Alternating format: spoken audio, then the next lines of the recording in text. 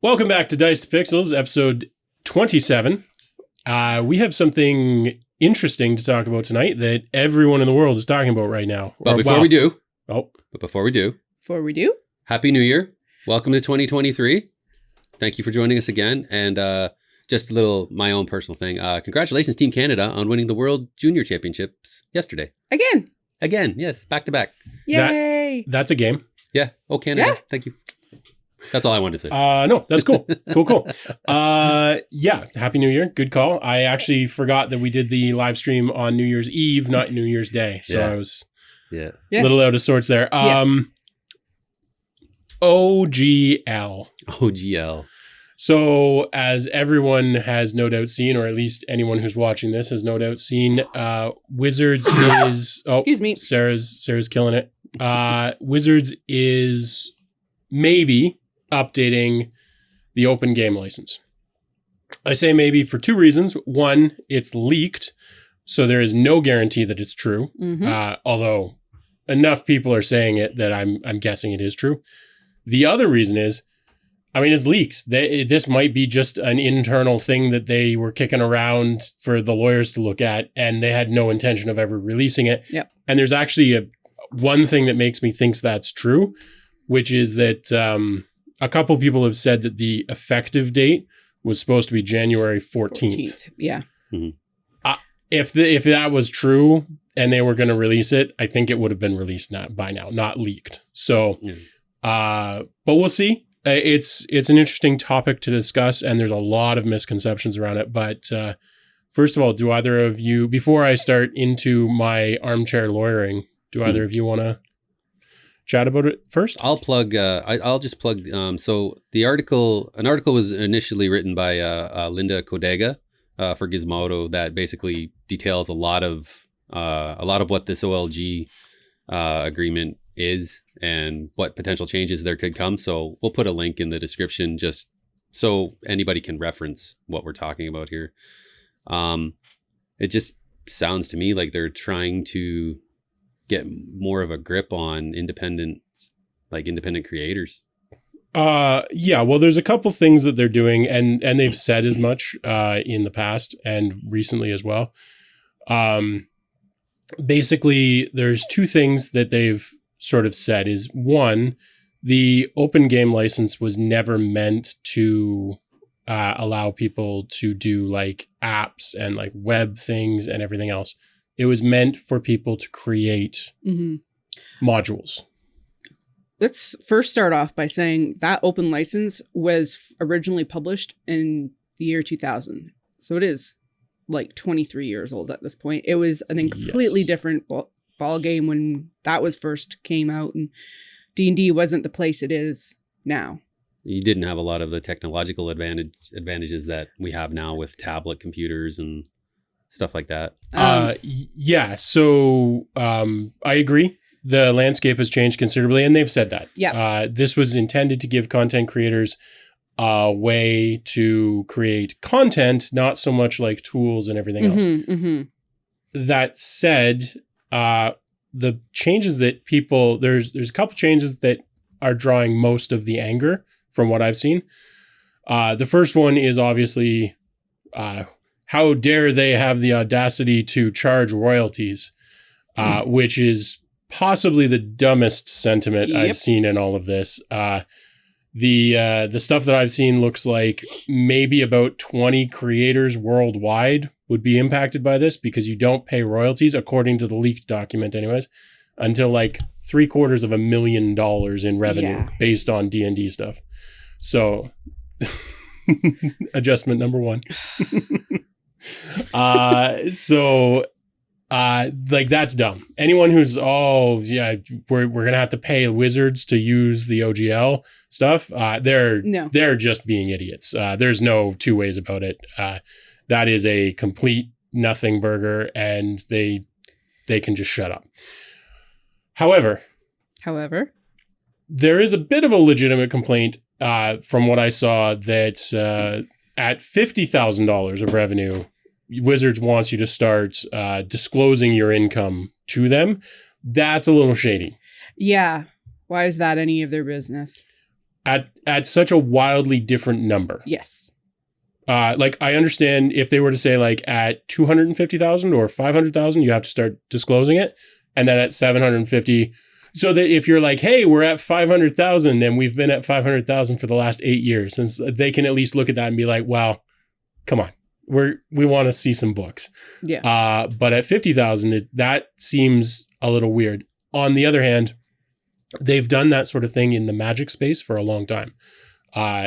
Something that people don't know widely is that if you are an authorized magic store, not that you sell magic, but that you are like on the special list, whatever it's actually called, you actually have to like send your sales receipts to Wizards of the Coast. Oh. Or some approximation of that, so that they can actually see what you're getting out of the magic sales. And that's something that they've done for many years. So it's not totally unreasonable or out of line for them based on their past experience. It's just weird that the gap is that big. From 50,000 to 750,000 is like, holy shit, that's a big gap. It's almost like they are targeting smaller developers that use their systems. Well, I have a theory on why. Okay. And it's completely selfish on their part, because if you create D&D material that's selling $50,000+ a year, I'm gonna bet the Wizards wants to know about you so that they can pimp you out, market you, potentially partner with you so that they can get big bucks later on. I don't think it's any more complex than that. Whether people like it or not is a different story. Yeah, it's like the Critical Role and oh my god, Acquisitions Incorporated. Thank you. Yeah, they're looking for the next Ac Inc., the next Critical Role. Like to me, that's why it's at 50,000. It's not because they actually care how much you're making. It's because they care that you're making enough that it's relevant. If you made $5,000 on D&D related stuff, I don't think they care. But at 50,000, it's like, okay, this person's, or this group at least is like, they're doing something that we should know about. I think that's all it is in my books. I don't think it goes any further than that. Yeah, like Pathfinder got referenced a lot in a lot of the articles reading up on this. And I mean, as far as I could be wrong, but like that would be like wouldn't that be like the main competitor more or less? It depends who you talk to, but I would say, I mean, Pathfinder originated from 3.5-ish sort of territory. And Paizo is definitely the significant competitor to Dungeons and Dragons as a similar setup. Obviously, there are people that would say other TTRPGs like Witcher or something are competitors, and they're technically true, but it's mostly Paizo, and it will be interesting to see if, I mean, so one thing that's worth mentioning in all of this is, regardless of whether people's interpretation of this is correct, perception matters. And the fact that people are so angry about this for what I would say is very little reason matters. Which, incidentally, is why I also, frankly, think that if it is a legitimate leak, it came from Wizards directly in order to see what the reaction would be. Well, what were they expecting with the response is what I'd be curious about. I don't know. It's interesting because people seem to have latched on to two very specific things, neither of which are relevant, but they're very confused. The one is the creator paying thing, which, I mean, I don't even know what people are angry about. It's like, unless you are one of those companies that is making that much money, you shouldn't really have a lot of opinion. And if you are, like, be happy that they're sharing this with you. Don't be angry that they might want a taste once you're super successful. It's super weird. But then the other thing that people are angry about is that the language in the new version, the supposed new version, removes previous versions from authorization. And there's a lot of people that say, oh, they can't do that. Those people are wrong. And I'll explain that in a second. But also they seem disproportionately mad about that for weird reasons. Yeah, that doesn't make sense to me either. Especially in the context that, like, so there's two things that are important to understand before we go any deeper into this. And I do want to do a little bit of a deep dive into this because I've talked to a couple of lawyers about this, and what I'm going to say is not in any way legal advice. I'm not a lawyer. None of us are lawyers. For some reason, we have to say that on the internet. But anyways. I did play Phoenix Wright a couple times. Yeah, that's right. I play one on the internet, but I'm not. So the first thing that's worth noting is that just because they update the OGL, the Open Game License, doesn't mean they're going to touch the SRD. So the OGL was created so that if I make an RPG, I mean, Wizards uses it, but if I make an RPG, I can use the Open Game License for my RPG. The actual Open Game License that exists today doesn't even reference Wizards property or anything else. It references product identity, which is then defined in the SRD as things like Beholder and Wizards of the Coast and Dungeons & Dragons. Yes. Faerun, all of that stuff. That is separate from the OGL. That is defined in the SRD. So that's the first thing to understand, is that the Open Game License as it stands is just a license that anyone can use. Mm-hmm. Wizards also uses it. Yeah. The SRD, there's no evidence that I've seen from anyone that the new version of the OGL is going to be applied to the existing SRD. So 5th edition may never get this OGL. They may only apply it to the 1 D&D. Mm-hmm. Because something that's important to understand is if they release a new version of the SRD 5, which is 5th edition rules, that says this falls under the new Open Game License, then they can potentially invalidate the previous ones. Yeah. If they never do that, then the SRD 5 is still valid under the original OGL. They can have their cake and eat it too. They can have 1 D&D under this much stricter lockdown, mm-hmm. which presumably prevents weird, like a lot of the tools that people would make, which honestly, when you're leaning so heavily into digital with the new stuff, like that makes sense to me. So I think that's fair. And I mean, Temple on our Discord says, if this is what it takes to get rid of NFTs, I'm cool with it. Yeah, right. And I think we can all sort of agree with that sentiment to an extent. Yeah. So like this could just be applied to 1 D&D, and we have no evidence to the contrary of that right now. So I think people are getting way too worked up about that for starters. Yeah. And it would kind of make sense. So a brief part of this article here, and I'll just read this out. Quote, additionally, while the original OGL did not specifically outline what kind of content third-party creators could make available and profit from, the updated OGL is very specific.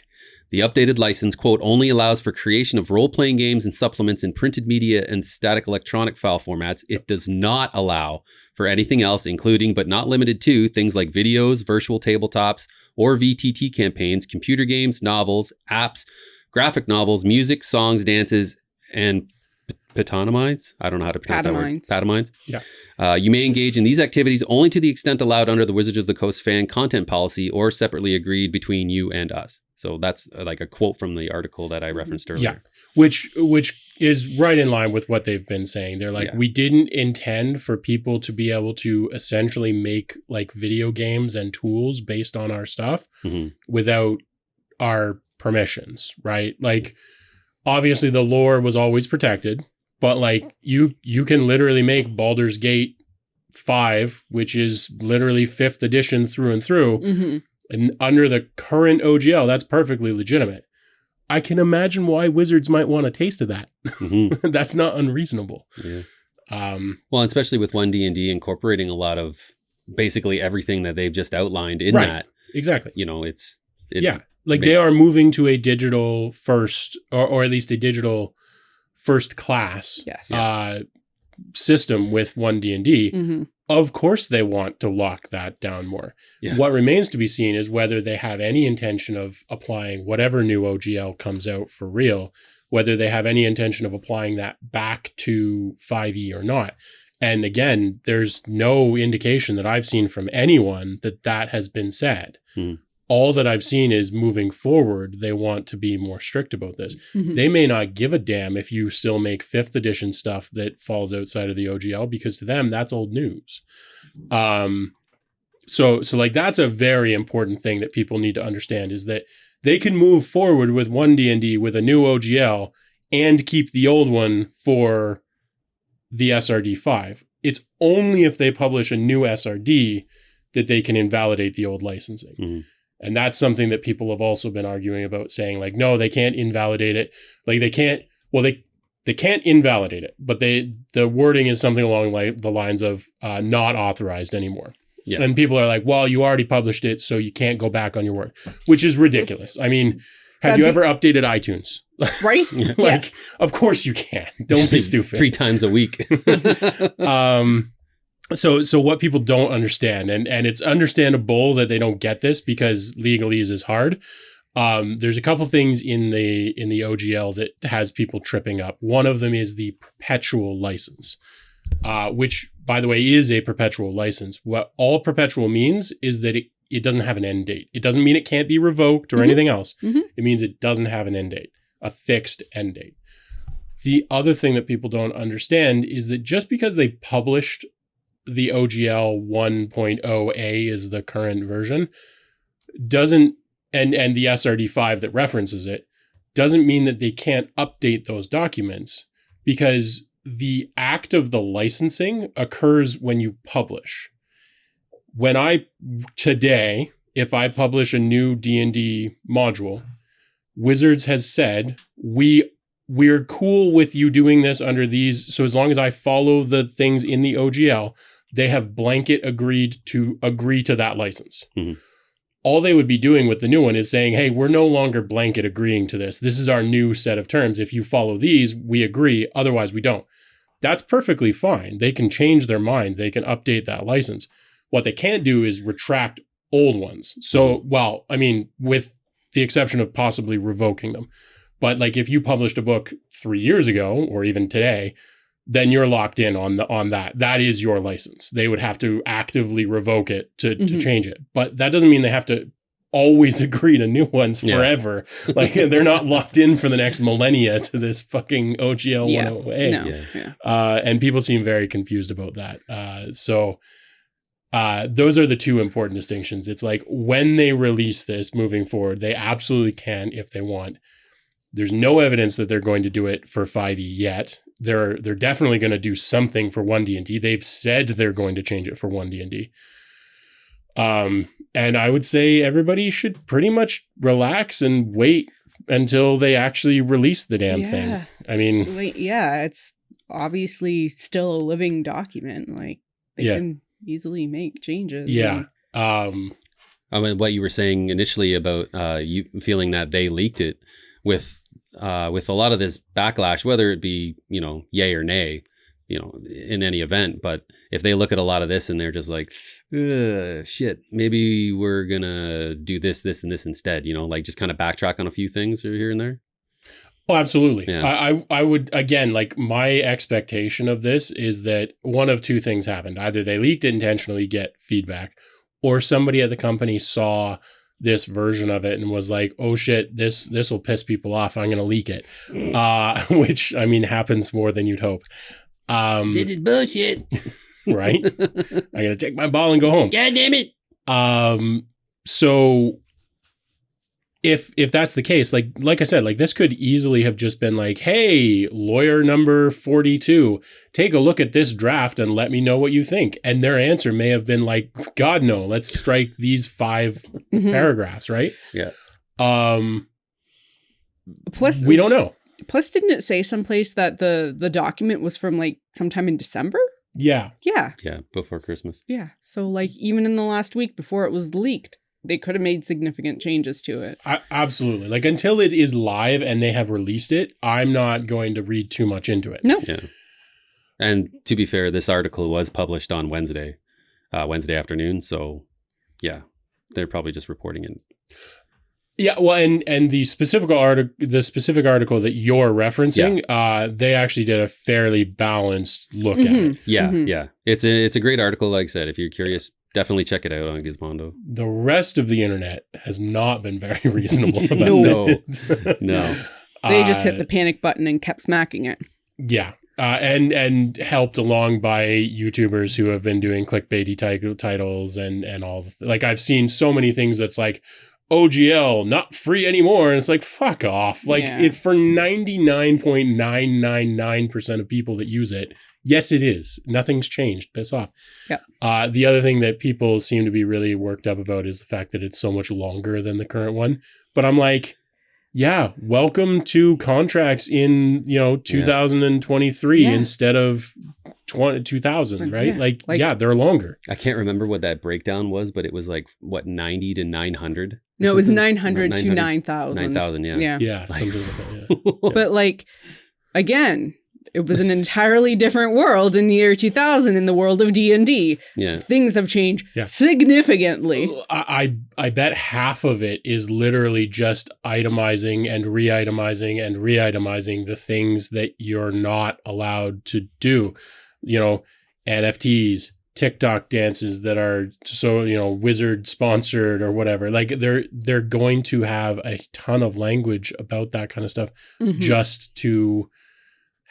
You have to reiterate stuff like that in a license. You have to, in every section, you have to like say if there are exceptions or there aren't and everything else. Like, I've read a lot of licenses. I've even been part of writing a couple of licenses, and they're not short.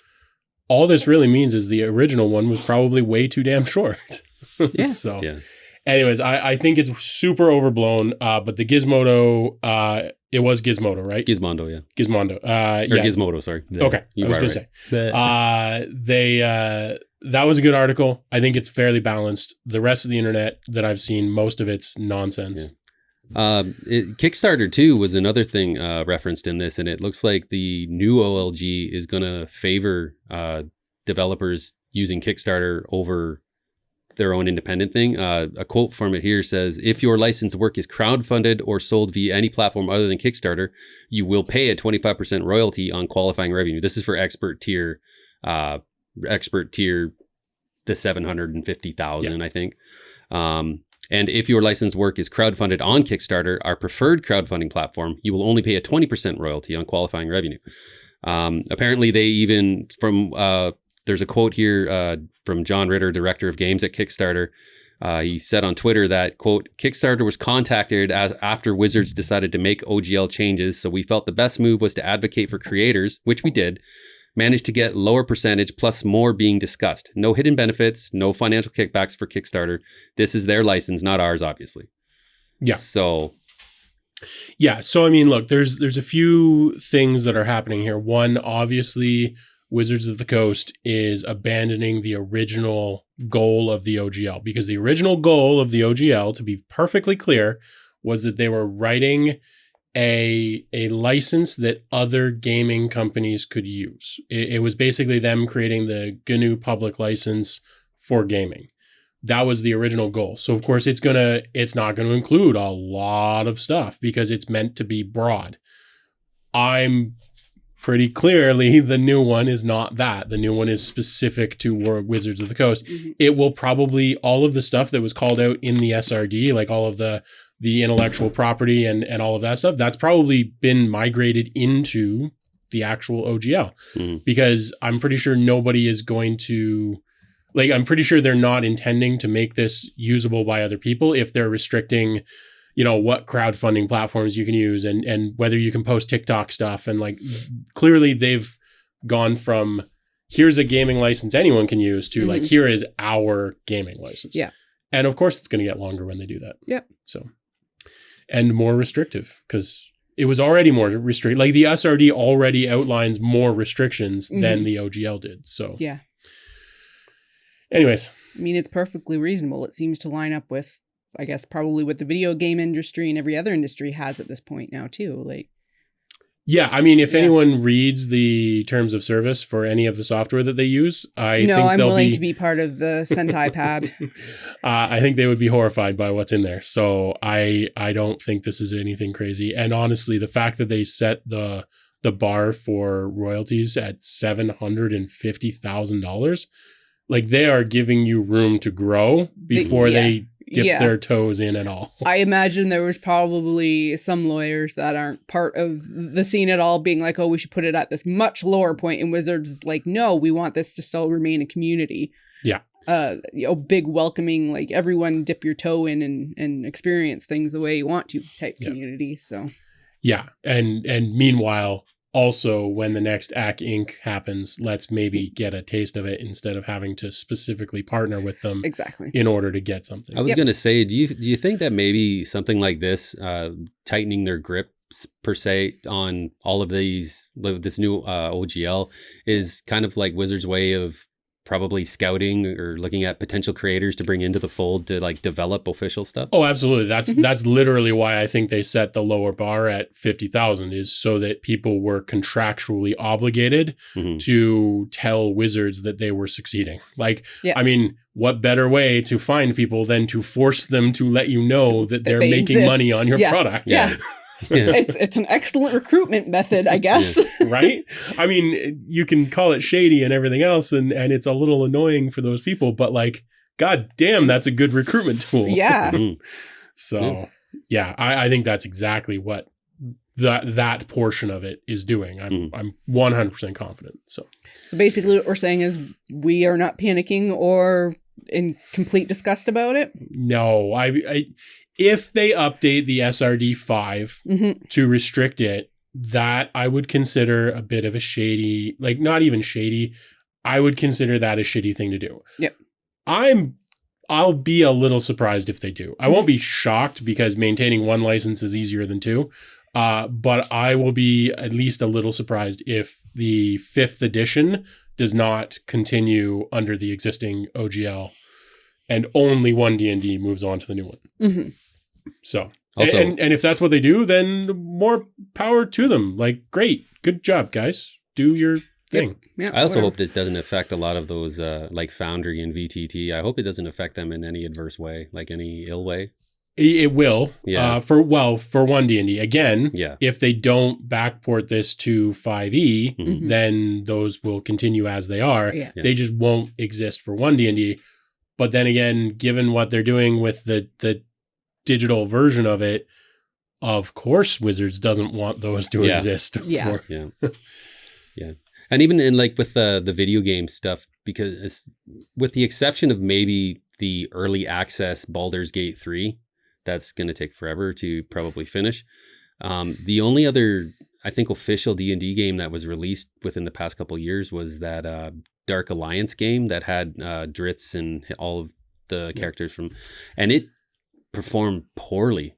So much so that I read somewhere that Wizards have basically just stopped a bunch of games that they had in development because of stuff like that. Yeah, I mean, that doesn't surprise me at all. Things like Diablo 3 are close enough, or Diablo 4 in this case, are close enough to, gamified Dungeons and Dragons, video gamified Dungeons and Dragons that, and they've got a massive audio studio behind them, so they're gonna do better. So it doesn't surprise me that they're leaning away from that. Yeah, and like they already have Neverwinter, which is a big live service game that's been going on for years, and there's still a pretty active community in there. So if they're smart, they'll get the next Elder Scrolls to be set in Faerun. Holy crap. I mean, like, if I'm Wizards, that's who I want to like do a D&D game. It's like, hey, Bethesda, here's the Sword Coast. Right? Oh my God. That's what I'd be working on. I mean, come on. I feel as if that would almost be better than any of the campaign books that they would put out for like physical tabletop D&D. For sure. No, I mean, I'm sure they've talked before, and I'm sure that it's just not something they're ready to do. But by the way, we're Bethesda, and I want you to know that after our game's released, it's going to take approximately 6 to 12 months to fully get the game working properly. Yeah, well, there's that too. Yeah. The other thing that I did want to mention that I almost forgot to about all of the OGL and everything else is something else that people aren't grokking in all of this. Grokking? You've never heard the term? No. Fellow sci-fi fans, you're welcome. Let me know in the comments if you know what grokking, where it comes from. Yeah, grok out, hell yeah. means understand, understanding. Crack off. So one thing that's important to understand is that this is, consider what they're posting, what's been leaked. Consider that, assuming it's legitimate, consider that the absolute worst terms that you can ever get on a Wizards related product. Mm-hmm. That doesn't mean you can't get a better deal. It doesn't mean that Critical Role will actually be paying these royalties, because God knows Critical Role brings in a lot of money for Wizards. So like, they may well get a completely royalty-free license still, because they're big enough and everything else. Well, what this means is that if you get to that size and say like, screw you Wizards, I hate you, that's what you're going to be paying. That's the worst case scenario. Yeah. And it's a pretty good worst case scenario. Yeah. So. I mean, yeah. If you're getting to that point, yeah. That's pretty good. Oh, really? You don't want to be a part of us? Well, 25%. Right? Like that seems pretty reasonable to like, I mean, Twitch streamers get worse deals than that. Yeah. So like, come on. Yeah. Anyways, I think the whole thing is overblown, but I am very curious to see what happens with the 5th edition rules and see if they actually apply it to the SRD 5. Because that, I think if they do that, then people have at least a reason to be pissed off. Yeah. So. Well, definitely starting out the year with a bang if this all goes through, eh? Yeah, well, Like, so the other half of all this is that I'm hoping that if they're actually getting ready to release this, that it means that we're going to start getting a lot more 1D&D content coming up. Yes. because that goes live soon, doesn't it? Or is it live already? I don't know. I think they're still playtesting stuff, Are they? because there was a Yeah. survey that came out at the end of December, I remember. Yeah, it's not live yet. There's an argument of when a new D&D set goes live, but like you can play parts of one D&D now. Mhm. I will consider it having gone truly live when the new digital, which I actually forget what it's called now, but the actual video game version of it, when that is released, at least in like alpha that you can play, that's when I will consider it having The gone like live. miniature map and all that stuff. Yeah, I forget what they called Yeah. it, but yeah, everyone knows what I'm talking about. When that's out, because I think a lot of people have mentally wed one D&D and that, even though they're separate. I think a lot of people have wed those two in their mind. Mhm. When everything's available, I think that's when I'll sort of consider it well and truly live. But they were saying 2023 for at least the preview versions of that. So it should be soon. Yeah, we shall see. We shall see. So, how was everybody's New Year's? That's what I want to know, because our New Year's, I thought we had a great New Year's. We finally played through the Wonder Book. Damn right. My God, that was fun. Yeah. That was so fun. When we sat down to play it, I hadn't anticipated playing all 6 chapters of it that night. Yeah. We played all 6 chapters. Yeah, we started from square one and we played through the entire game. And we saw all the secrets and all the wonderful pop-ups. And I mean, I gotta say, when you fold back the center, that was pretty epic. That was pretty cool. Yeah, that was so amazing. Yep. And I'm going to say it right now. If you're playing the game, I can't remember the character's name. She wore the boxing gloves. I called her. Lana. Mama said, knock you out. Yeah. Or Laura. Either way, she has one of the best moves to use in that game, and it's called tug. Oh God, yeah, that was so And, overpowered. oh my God! So when this character goes into a spot of an enemy, you can, as an action, pull it to another square, and it takes 1 damage, which would not render them unconscious. Yeah. But then you have 3 actions. So if you use another action and tug them to another square, you can kill them outright. Yeah. Oh my God, I use this move all the friggin' time. Yeah, that was a particularly powerful one because it didn't require any of the shards or anything else. Yeah. So, Yeah. For anyone who's curious, it is called Wonder Book, and it's awesome. It's a fun game. It's one of those games that I don't know how much replayability it has for a group, but I think as an individual playing with other players, it's got lots because you can just kind of leave the decision making up to them. Yeah. And I think if you're playing as a different character, it makes you think in a different way too.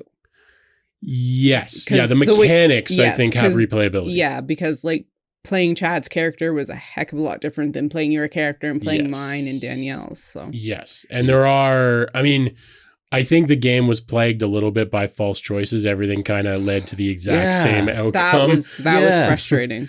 But I don't think that, like, as much as that was kind of like, oh, that's dumb, at the same time, like, of course it did. It's a pop-up book. It kind of has to guide you to the same spot. Yeah. So we ran into the one instance there where for some reason or another, whenever we would start one goal. And when you reach that goal and there was like a bunch of enemies still on the table, but you've reached the goal and then you read on and then they start the next phase of battle, but the enemies all go first. So if you, and word of warning, if you play this game and you get to a part, you're about to reach the goal, but you have enemies on the field, kill the enemies. Yes, that seemed like a balance problem because it was one of those things where the player's round ended hard. Like it wasn't like finish out your turns. It was like you're done. And then the first thing that happened when you came back from like the cutscene is the enemies go in the face. Yeah. It's like, no, that doesn't seem quite fair, but okay. But what I will say is to the replayability. I can guarantee that if you crack that bad boy open with some new guests, they will squeal like children. Yes. Yeah, it was fantastic. And it's one of those things where I think if we did play it again, it would have to be like 6 months later or something, just far enough out that like you forget certain things in it. You know what I mean? Well, for the same group, yes. Yes. Yeah. If the four of us were to try and play it again, like we're not going to go through it again soon. Yeah, because when we got back and we initially played the first chapter, we made a lot of mistakes just in that first chapter. And when we played it again, we didn't remember any of it and we made the exact same mistakes. Funnily enough, I was like, oh, I remember the door has something to do with that. And then I'm just like, I'll open the door. Arrows to the face. Okay. Arrowed. So, but yeah, Wonderbook was really the only game that we really got through on New Year's. It was long. Yeah. It was 6 chapters at like an hour plus a piece. Yeah. So it was a long game. But well worth it, super fun, and we finally got that ticked off the list. Yeah, so. Yeah, absolutely. Definitely a awesome purchase, and like you were saying, seeing that board just evolve, and change, and like man, like props to those developers of that game. Like that's amazing. Yeah, so fun. And some of the, without spoiling anything, there are some really interesting mechanics that they've built into it where you'll like use a certain feature of the board as like a die rolling or something equivalent, which is, I mean, it was pretty fun. Cool. Yeah. So yeah, kudos to those guys. They did a great job on Wonderbook. Highly recommend. Yes. Yep. Yeah. If you want to borrow it, just let us know. You have to come and get it. You have to come and get it. Yeah. Yeah. So, what have you guys been playing this week? I've been playing YouTube Shorts. Yes. Oh yeah. Did you want to say something? Yeah, I will quickly say. So first of all, if anyone is here from the Shorts, thanks for coming over and watching the main content. Yeah. We're thrilled to have you here. If anyone is here for the main content and thinking like, oh, you bastard posting shorts, I mean, you got to play the game. YouTube wants us to post shorts, we're going to post shorts. I am doing a couple things to make it easier for people who don't want to see them. I'm not including them in the subscription feed when I post them, so they won't spam you. If you open YouTube, you won't see like 100 of them from us. And if you go to our channel page, the top row is just the podcast videos, no shorts or anything else. So they're easy to dodge if you don't want to see them. But if you're here from the Shorts, welcome. And hopefully some people are finding them interesting. Yeah. So. And don't be gullible thinking that we're all wearing shorts. We're not wearing shorts. It's too damn cold. Yeah. Okay. Yeah, I'm not wearing pants. In a couple months, we'll be wearing shorts. Yeah. Well, you guys will be wearing shorts. I'll still be cold. But that's true. Yeah. Yeah. No, I'm not. I don't wear pants for the podcast. You know this. Oh, right. Dun, dun, dun, dun, dun. Yeah, other than that, I played a little bit of No Man's Sky, a little bit more, but I'm kind of at the Yeah, you're point. saying you're getting a little bit burnt out on it. I'm just kind of at the point that there's not that much to do other than like start getting cosmetics.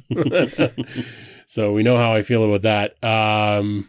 Sounds like you should probably start playing Grounded. Yep, probably. Yep, Grounded is probably the thing that I'll move to next. And also, I just need to find a couple of new games or play through some of the games that I have on Steam that I've never played. Yeah. So. Yeah. But also, I want to do more board game stuff. We're going to get together more often to do board games because I do feel like we've been. I mean, it's reasonable because video games are so easy to play, but I feel like we've been leaning a lot more into the video game content as late than board games. Yeah. Mhm. I'd like to have more to talk about on the board game front. Agreed. Yes. Richard, help us. Well, we should crack out Madeira as well. Oh God, yeah, we got to do that. I think that'll be the next big one. I mean, I assume that it's just a case of, and this is how little I know. We bought it based on the box, pretty much. I mean, we saw bits of it at the in convention. Philly, yeah. But we never actually went for a demo or anything. No, we've never seen it played. I don't No. really know what it is. It just looked awesome. But I assume each session isn't only like an hour and a half sort of thing. So even if we have to play it over the next 8 months, we should break it out and start. Yeah. Yep. Hell yeah. Should do an unboxing for that too. Yeah, you and your frickin' unboxings. It's big and heavy, and I feel like it'll be cool stuff in there that people want to see. How many people are going to be able to afford that freaking game to begin with? I don't even remember what it cost, but It was I know it was $200. expensive. Yeah. It was over that. Yeah, way more with than- tax. Yeah, it was over $200 Canadian. So $8 US. What's the problem? Touche. Yeah, no, I'll film we will film the unboxing of it. And at some point we'll post it somewhere in some format. It probably won't be fancy or anything. It'll be lots of us just squealing. We'll get you to do all the heavy lifting, and then you can spend the entire unboxing bitching about how heavy it is. Whatever. Honestly, it'll probably be a short is what it'll Yeah. be. Yeah. Probably. Yeah. So Madara I'm looking forward to, and Danielle got the new game Catastrophe, which was a Kickstarter that she did backed. I'm actually maybe we'll even play that tonight, depending on. That'd be all We right. got to film 2 podcasts today because we're out of. We burned our last one over the holidays there, so Damn you, we had to Mother film twice. Nature. I don't know. I haven't played much since we streamed, to be honest. Just No Man's Sky, really. I've been keeping tabs on gaming news, but the biggest thing by far is the Wizards of the Coast thing. Mhm. So, Yeah, I've been still dinking around with the Xbox and trying out some Game Pass stuff, and going through Jedi Fallen Order again because it was $6, and then ironically enough, the PS Plus game for the month of January. So I've been playing through that again, and I enjoy that game. It's fun. I like the story in it, and gameplay is really tight. And I picked up the Resident Evil 2 remake again on Xbox because it was also $10. So I said, "What the hell? I'll play through that again." So For like the 10th time in the last 12 months. when a game's good, right? It's fun. It's fun. I did see. I only looked at it briefly, but one of the lead devs of Vampire Survivors did a interview regarding why they made it free on mobile and everything else. Talking about it sounds like basically it was a hedge against predatory. Like other people like preying on people for monetization stuff, That makes which sense. I think is great. Like I think that's a noble thing to do, and also I think to some degree they felt like they had already kind of gotten their money's worth. Yeah. Like they had already made their money. But yeah, that was interesting to see because you don't often see a company be like, "Hey, we have a fucking popular game, and we're just going to release it for free on the iPhone." That's very rare. And how popular was it? It was our Dice to Pixels Game of the Year for 2022. That's how Game popular it was. Of the year. Tentacle of the year. Yeah, it's actually funny. I was editing to cut ups for some shorts. I was looking back at the podcast that we had done ranting about the gaming awards show. And we talked about like especially I talked about we should like publish criteria for categories and everything else. Yeah. And of course, we did none of that this year. Well- But to be fair, we were pretty transparent that this year was going to be an off the cuff thing. But it gave me a lot of ideas for what we should do and how we should frame any awards that we might do next year. Yeah. Because we had some good discussion.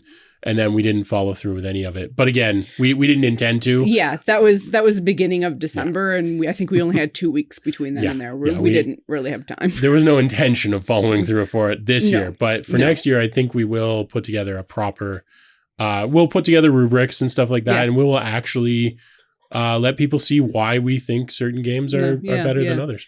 One thing that won't change is our insanely coveted rewards, or our awards. No, actually, you know what? I want to see if I can take one of those to like a trophy shop or something and get them to do like a chrome dip on it and actually mount it to like a little karate trophy base and actually make that, because I would love that to just be the joke that is our award, but pretty it up a little bit. Yeah. So Right on. we'll see. Yeah, other than that, I don't know. There hasn't been all that much craziness going on in the gaming world that I've seen. No. One thing I'll bring up here, and I've seen this on Kotaku, as much as we dump on PlayStation a lot, this actually kind of piqued my curiosity. Yes, that. They're making a ultra customizable controller for gamers with disabilities. It's called Project Leonardo, and it looks really, really cool. Like, it definitely looks like something that would help gamers that have disabilities to help them still enjoy the hobby that they, love so much. We'll reference the article in the credits down below, but yeah, it definitely looks pretty snazzy here. Can you describe what the add-on type thing is? What it looks like? So it looks like it has a little stick controller that would rest under the palm of your hand, but then there's a circular mount that has all of the button components from like your DualSense, so your square, your X, your L2, R2, all within fingers reach. So I guess you could probably, I guess, use either your hands or your feet if necessary. I'm going to use nothing but my eyelids. Yeah, I'm gonna put that to the test. Yeah. But yeah, definitely something to check out. It looks pretty interesting, and yeah. Even if you don't need it yourself, I think it's just kind of interesting to look at it itself, and yeah, it's just kind of neat. Yeah, I like that. Yeah, well, and they seem to be building expandability into it. Like they're basically headphone jacks, but they look like they're specifically designed almost like guitar pedals, almost like you'd have like a side chain in music. It looks like they're doing something along those lines so that even more third-party customization can like add on to it. So I'm assuming here quite a bit based on what little I've seen of it, but it looks like basically you have sort of your disc shape that you can customize all the controls on. And then also there are essentially expansion ports that other companies can. So if you want a foot pedal, for instance, like theoretically, that's something that could connect to this. I think that's the goal, and that's super cool. I think that's fantastic. Great. And also would be interesting to see if people end up not great for accessibility, and I think that's wonderful. Yes. I'm also wondering how many racers, like racing setups, are going to use it. I'm like thinking about that. I'm like, it'd be so like sense for people that don't have a huge amount of mobility in their hands or arms, and if it can like just those very small muscle twitches, like people that don't necessarily quote unquote need the accessibility options there, but take advantage of that to. Which I think is great, right? Yeah, I mean, that's just enhanced smart gaming in a way. And also one of the best things that you can do for accessibility, and this goes for the gaming industry and everything else, one of the best things you can do is make a product that solves accessibility problems, but that will be used by people that don't need it, because that increases the scale of your sales, which means that you can, if they just spend $1 billion, hopefully it's not that much, but if they spend $1 billion creating this, then they have to sell it for a massive amount of money. But if they can sell it to everyone who has a racing setup, everyone who has a flight sim setup, everything, then suddenly that price can come down considerably. So it's not just saying like, oh, other people are going to use it. That's actually a positive thing for Yes. everyone. Mhm. Yep. Yep. Everyone wins. Exactly. Hell yeah. Have you bought your Teslas to play Steam games on yet? I have 3 on the way. Okay. That's my new gaming computer. Yeah, battery backup is great on those, but otherwise a little expensive. Just a little bit. Yeah. Mm. Yeah. I have played with the Steam Deck. You know what? I checked out the best games for Steam Deck. I checked out that list, and very few of them appealed to me. That doesn't surprise. No, I'm pretty picky about games. Yeah. I'm a jerk. Well, no, and just, I mean, like, in terms of the ones that they're going to promote the most. Yeah. Yeah. Yeah. They're that's always fair. going to be the big sellers, but Yeah. You know what? I actually, going back to a topic that we haven't talked about in a long time. Sorry, if you had something, I'll shut up. But we had talked about the rise of the Android, like the almost like Steam Deck knockoffs. Oh, yeah. Where were we looking? Was it on, it was on Amazon. It was the Logitech one. Yeah. Yeah. I think I predicted when we talked about that, I think I predicted that we would see like a whole bunch more coming up. I haven't really. There was a flurry of them, and then it kind of died off. And I haven't seen, like, I was expecting everybody was going to come out of the woodwork with their own version of it. And that hasn't really materialized, which is interesting. I'm wondering if the few that did sort of do pre-orders or whatever just didn't do very well. Probably not. Well, that and just how accessible it is to get a Steam Deck now. That probably played into it. Yeah, It's the not- fact that you can actually get one now. Yeah, it's not like before where it's like a PlayStation 5, you know, like, oh, I got a Steam Deck. No, you didn't. You know, it's like the Snuffleupagus or something. Right? Yeah.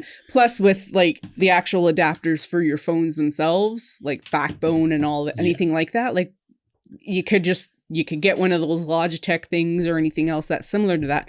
Or you could spend $150 and just get an adapter for your phone itself. So Yeah, and we had talked about that when we originally chatted about this, and I agree. Like, I think that in the long term, that sort of thing is going to win out anyways.